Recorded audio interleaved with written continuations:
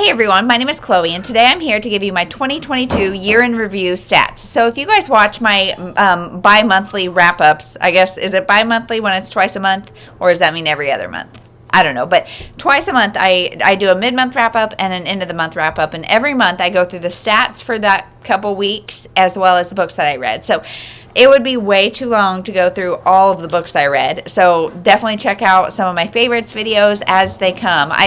I don't know when I'll post things. I'm trying to bulk film in random times, but I plan to do 5 favorites videos just like I did last year because I can't choose just general favorites. So I'm going to do a 5-part series of my favorites in all the different genres that I read primarily. So check those out if you want to know more about the highlights of books, but this video will be all the stats. So in 2022, I read 307 books, and I really don't pay attention to that number as the year goes on, but and now that it's done, feeling good, I feel good about having that many books. That is so many. I don't know how that happened.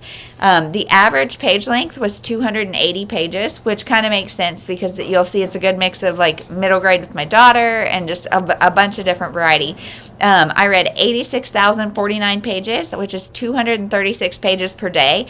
And honestly, in 2022, I got pregnant at the very end of January and had my hardest pregnancy yet. And then my daughter was born at just shy of 32 weeks, and so we had a lot of NICU time, and then, of course, starts middle of the night pumping and all that kind of stuff. So really 236 pages. I would say I read probably 200 of that either in the middle of the night or sitting at the NICU. So take that for what it's worth. I don't know if it'll be as big of a number this upcoming year, but I read 216 novels, 78 chapter books, which is what I'm reading with my daughter. So my daughter, she'll turn 5 here at the end of January, and her and I read 78 books together. She just is my little bookworm, and I love it so much. But I also read 9 graphic novels, 2 novellas, 1 short story, and 1 poetry collection. So I don't love novellas or short stories, so that makes sense to me. Poetry, I like very specific poetry, and I kind of want to get more into that this year. It wasn't one of my goals, and it's not something I'm going to really actively seek out, but it would be good if I catch a couple more. So as far as target age, I read 69% of my reading was adult target. Then 27% was middle grade, which makes sense. 4% was young adult, and 1% was new adult. So I read literally 2 books that were new adult. I am not a huge fan of that genre or age target age, just because I'm so not in that life stage. But it's nice every now and again. Then as far as on my shelf or not on my shelf, this year 2023, I made the goal to read at least 50% off my shelf, whatever, on books that I own, to read at least 50%, have 50% of my reading be that. And I, some months were great about that with this in 2022. I always was mindful of it, but not super stringent about it. And I ended the year at 55% on my shelf and 45% not on my shelf. So that feels really good. It just so happened to work out. And then as far as where I got these, because you guys know I am a huge user of digital resources, ebooks, audiobooks, all of that kind of stuff.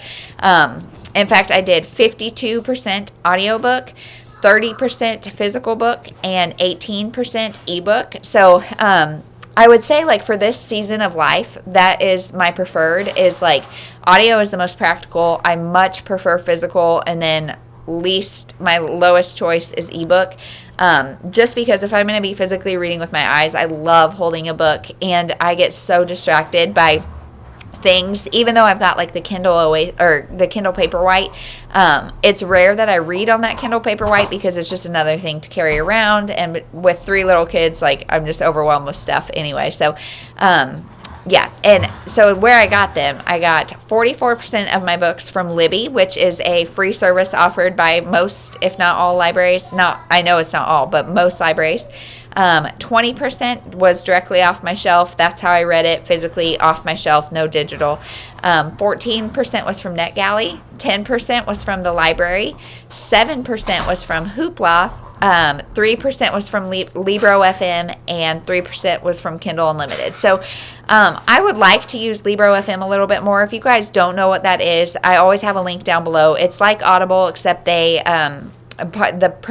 proceeds go, part of the profit goes to a local bookstore of your choice. And so I say it's like Audible, only better, and I would really like to utilize it more.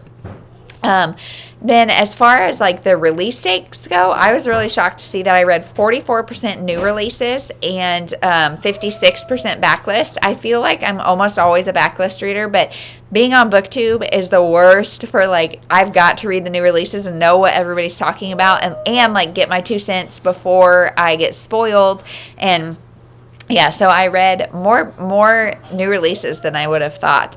And then as far as genre goes, so I read 68 contemporary, 62 mystery thriller, 50 romances, 45 women's fiction, 39 nonfiction, which is interesting because one of my goals for this year is to do at least 2 nonfictions a month. And I did not think I probably hit that last year, but I clearly did, because 2 a month would be 24 and I got 39. So 18 magical realism, 11 historical, 9 sci-fi fantasy, 3 Christian fiction, which I feel like I read more Christian fiction, but like the line between Christian fiction and contemporary, like what do you call, I don't know, and 1 dystopian. And that shocks me because I loved the dystopian I read. It was The Measure by Nikki Ehrlich.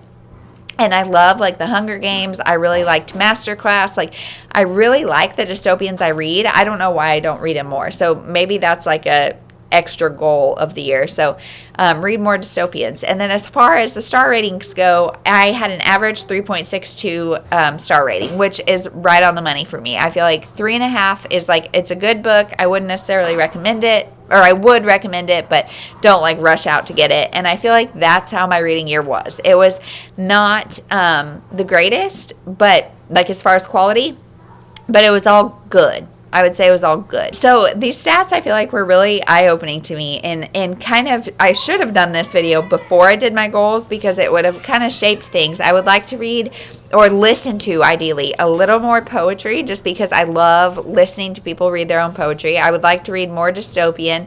I feel pretty good about like the layout of where I get all of my resources. I feel like I'm using my resources pretty well. The genres I think are interesting. It's just really interesting. I love stats. I don't know if you guys do or not. But like I said, as far as specific books, you guys will see those videos coming up if you haven't seen them already of my favorites in women's fiction romance, mystery thriller, middle grade, nonfiction, and then maybe like a YA.